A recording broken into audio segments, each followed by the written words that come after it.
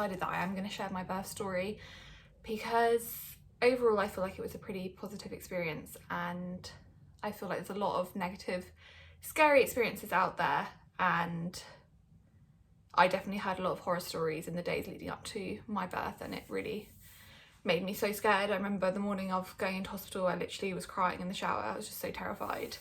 So yeah, I hope this helps anyone who is giving birth soon, or anyone who's just interested in hearing it. So let's go back to like the very start. I was due on the 15th of June. I never shared that online. A lot of people would always ask me when my due date was, and I just never wanted to share it because I just had such anxiety throughout my pregnancy and I didn't want people knowing the exact date.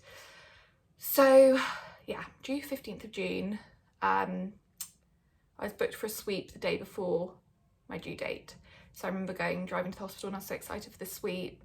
And I just thought it was gonna like kickstart everything.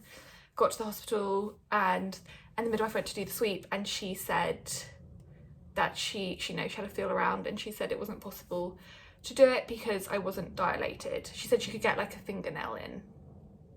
So I was like, right, okay. So she said, I think you should come back in like a couple days time and we'll try and do another sweep. Basically it was like, you're not going to go into labour tomorrow on your due date. So I left and I felt really shit. I cried. I remember crying, went to Pret and got myself a cookie and was just like, I was just so ready. I was so like, I've been building up to this moment and I was like, I need to just do it now. I'm so scared, I just want to get it done. So, and also by the end of pregnancy, you just feel very over it. You're so big and uncomfortable. So yeah, so I was like, okay, I'll go back on Sunday and I'll get another sweep. I was doing all these things in the meantime: acupuncture, lots of walking, red raspberry leaf tea, reflexology, sex, like was doing it all. Went back on the Sunday and she managed to do a sweep, so I was really happy with that. She was like, yep, I've managed to get a finger in, you're 1 centimetre dilated, I've had a real, push around, and that should really kickstart things. Going back, actually I should have said this at the start, so when I went in for my 39-week appointment, they booked my induction, and this was completely optional, but they said, do you want us to book you an induction? And I was like, yes, please. I was always quite up for having an induction. I know some people are really anti them. I know some people would never even consider it, but for me, that's something I was like, I'm happy to do. So they were like, we can book you an induction for a week after your due date. So I went to book the induction for a week after my due date, and they were fully booked that day. So I actually ended up booking it 5 days after my due date. So due date's 15th of June, induction's booked for the 20th of June. Had the sweep on the Sunday, induction's booked for the Tuesday. So the sweep happened on the Sunday, and I was thinking maybe I'm going to go into labour naturally now, and I won't need to get induced. And Monday came around and me and Cameron were like, let's do a really long walk today, and we did a really long walk, and I kind of felt something weird, and I actually checked whilst on the walk, and it was my kind of mucus plug coming out. So I called the hospital straight away. I was like, I think my mucus plug's coming out. They're like, this is really good sign. So I was like, that's exciting. But nothing else really happened that day. I went to sleep that night knowing I was going to the hospital the next day to get induced, and I was like, maybe tonight something's gonna happen.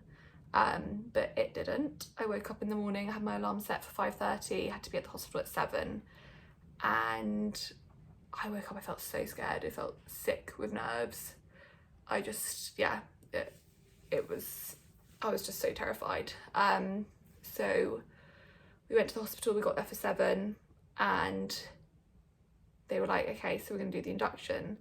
So how it works is they put a pessary up you. So that's what they did for me. And then they said, right, you've now got 6 hours, and then we're gonna reassess you. They did some monitoring beforehand, before the induction. Pessary like monitored the heart rate and everything. And they actually said I was having some contractions. Is that right? Yes, they said I was having some contractions when they monitored me before I got induced. But I couldn't feel anything, like really minor things. So we had 6 hours after the pessary went in, and they said, just, you can go stay near the hospital, but you can go for a walk. You can go do what you want, basically, just don't go home. So we just kind of like walked around. We're like, let's walk, this is gonna bring it on. Walked and walked and walked, went for brunch at Megan's. else did we do? This is where things get blurry, so I wrote it all down, so I'm going to quickly check as well. Yeah, so came back after 6 hours and she checked and she said I was 1 centimetre dilated still.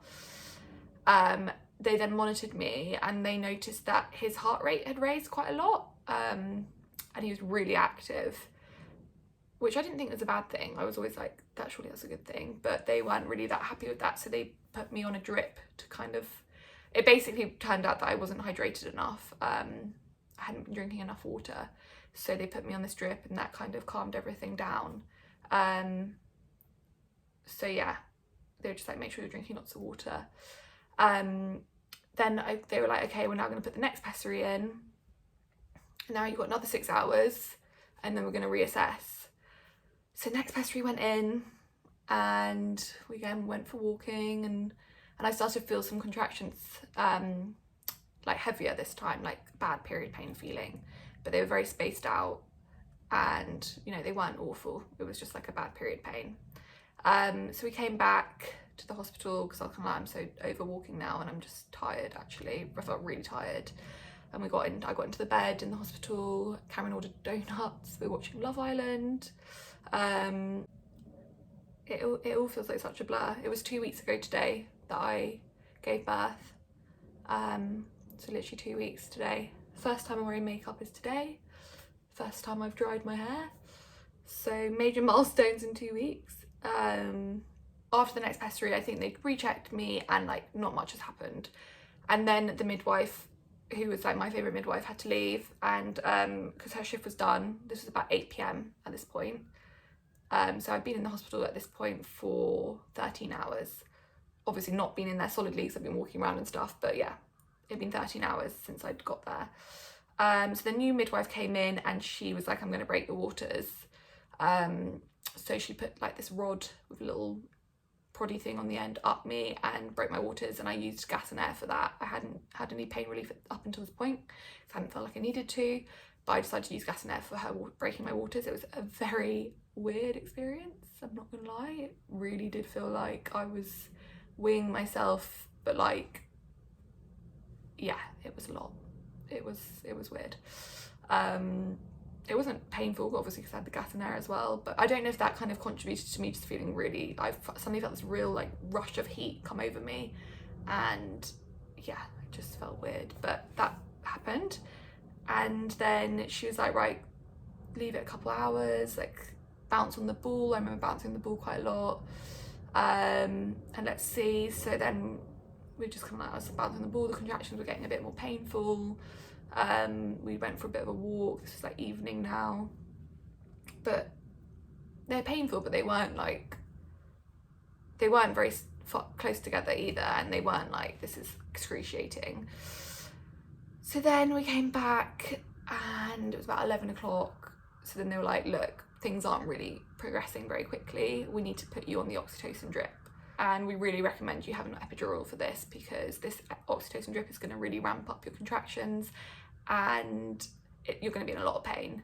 So I was like, yeah, that's fine. Like I've always kind of was up for having an epidural. I know some girls want to do it without pain relief, but for me, I was like, I'm keen for the epidural. So I got the epidural. I think I cried just before this happened. This was the first time I'd cried in the hospital because I just felt a bit overwhelmed, and I was just like, this is all a lot. And it'd been a long day. So I got the epidural done and it wasn't painful at all. Obviously it's not a very nice feeling, but it was really fine having the needle put in. And then this was at midnight, and then she was like, right, and I had a little button to like top up the epidural. So she's like, if you feel really bad pain, you can top it up, but like it's all in your own control. She was like, now get some sleep, like try and relax, try and rest, which is obviously easier said than done, but I was like, okay. I started to feel really itchy on my stomach. I remember this, and like really itchy, and she was like, it's from the epidural. And I think they gave me some antihistamine. And then after that, I think I slept in and out a couple hours. And they kept coming in to check on me, check on the monitor, the heart rate, the contractions, and I could hear them being like, oh, this is really good, like it's really ramping up, her contractions are really like regular now. I think it was 4 every 10 minutes, and I was like, oh my god, it's working, this is amazing. So then she came in to check on me at 6:30 in the morning, and I was like, wow, it's gonna happen now, how exciting. And she was like, you're 2 centimeters dilated. Oh, and I remember just crying and crying, because I was like, I feel so defeated, like why is this not happening? And she was like, oh, I don't know, like you're not dilating.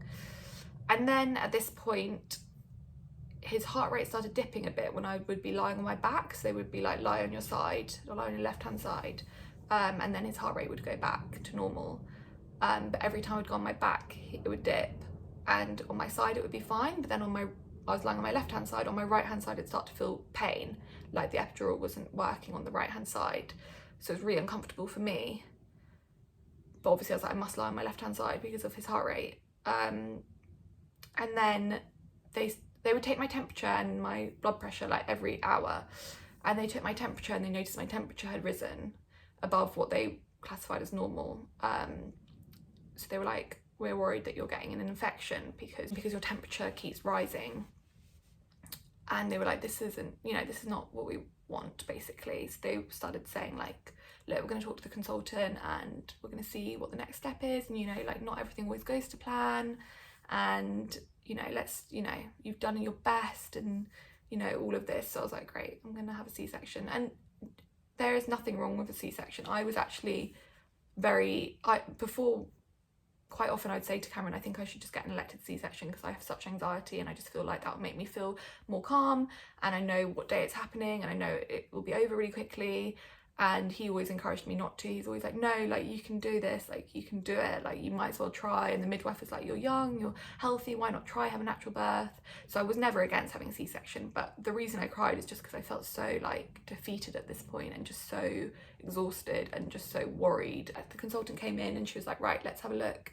And she checked me and she goes, do you know why I'm laughing? And I was like, no. And she was like, you're 9 centimeters dilated. I was like, what? How? I was 2 centimeters dilated 2 hours ago. And she's like, we can do this. She was like, we can do this. If you want to do it, we can do it. Jude, we're just about to meet you. Can't wait.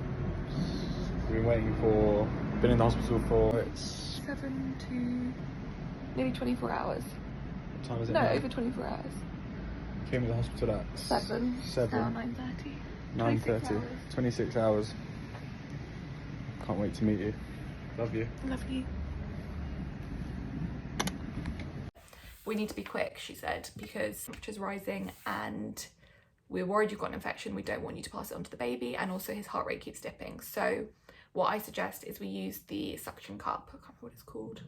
And that's going to really help make this quite quick. And yeah, that's what we're going to do if you're happy with that. So I was like, I'm happy with that. Literally within 10 minutes, my legs were up in stirrups. They said like, choose some music, like what do you want to listen to whilst you give birth? And I was like, I don't know, I really have no idea. And then they're like, well, what do you like to listen to? And I was like, R&B, but this is just not the moment to listen to R&B. I think Cameron actually put on the song that we got married to, which was really nice, Aretha Franklin. And so yeah, within 10 minutes my legs were in stirrups, and I had the epidural obviously, so they were like, don't top it up anytime soon because we need you to be able to feel like when's good to push and when's not. So I had midwife this side, Cameron this side, consultant down there, and the midwife would be like, right, she's about to have a contraction, and then they'd just be like, push, push, push, push, push, push into your bum, like push like you're doing a poo. And I just would push, and I could feel, it was amazing because I could feel him coming out, but I couldn't feel pain. And I pushed for 10 minutes, literally. And then the consultant was like, reach down and touch his head. And I was like, no. And she was like, reach down, touch his head. So I reached down, I was like, oh God. I touched and I could feel his hair, and I was like, oh my God. And then she was like, right, push, stop, push, stop, push, stop. I think that was to get the rest of his head out. And then with the body, you could really feel like the kind of like turning of the shoulders as he came out. So my biggest fear with giving birth was him coming out and not crying. That was always like something I was so scared of, and I would think about it every day really.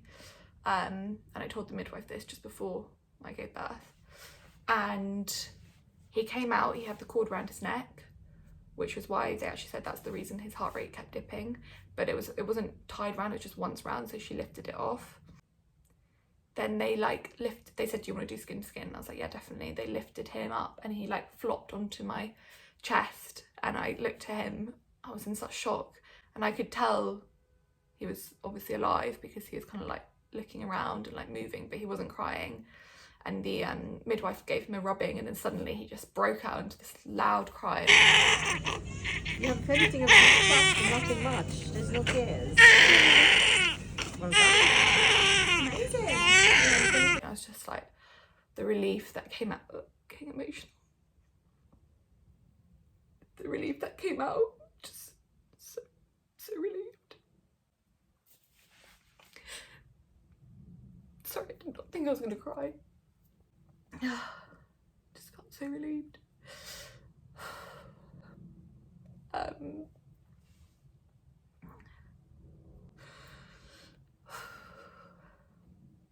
Yeah, very lucky. And sorry. So anyway, what else have I written down? Cameron cut the cord, which I don't know, he said it was good. I didn't tear, which they were like really surprised by, because they said normally if you have a suction cup you will tear, and normally they have to do the, you know, the cut from the vagina to the bum, is that episiotomy I think it's called. So they were like, it's actually like very rare that you didn't tear, and you should be so proud of yourself. I was like, is this a good thing or a bad thing? But obviously it was a good thing, so I didn't have to have stitches, which is amazing.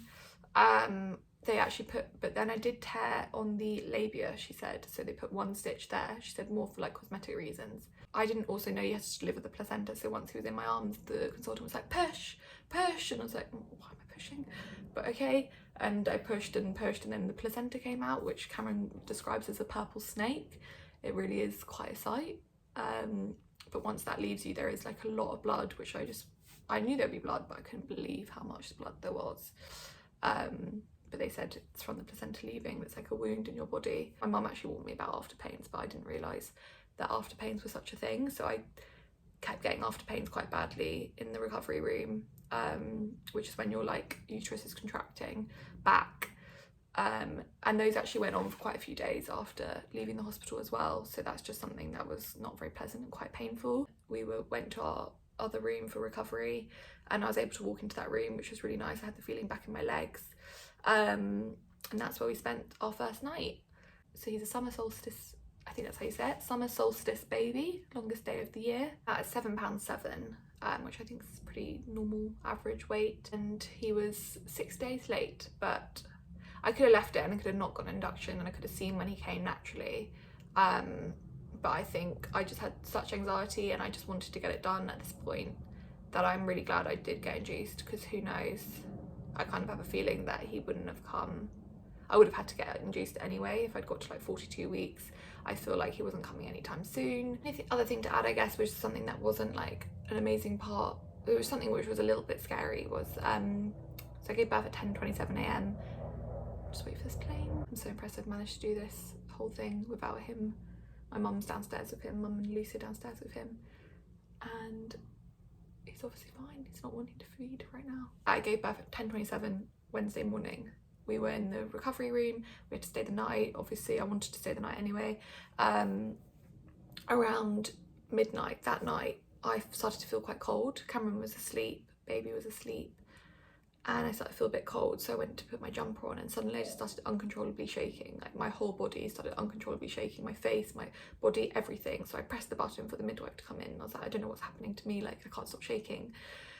So she took my temperature, and then she said it was normal, and she did my heart rate and everything was normal. She went to go get blankets and like covered me up, and Cameron woke up and he was like sitting with me, but it went on for quite a while. It was like, say 15 minutes of me just uncontrollably shaking, and it was quite scary.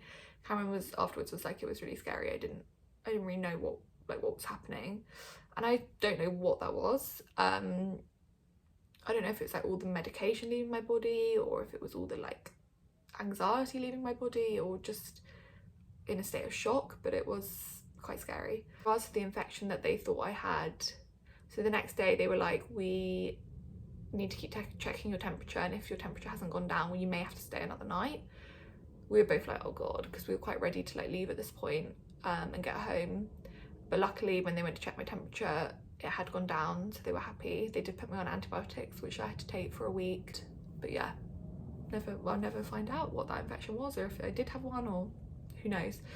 Overall, I'm just like so happy that he's here safely, and I didn't mind which way he came as long as he got here safely, and that's all that matters to me. But I wanted to share it because I know it's quite interesting. I like listening to other people's birth stories. But yeah, sending lots of love, and anyone who's giving birth soon, I'm sending you lots of positive vibes, and I hope it goes well.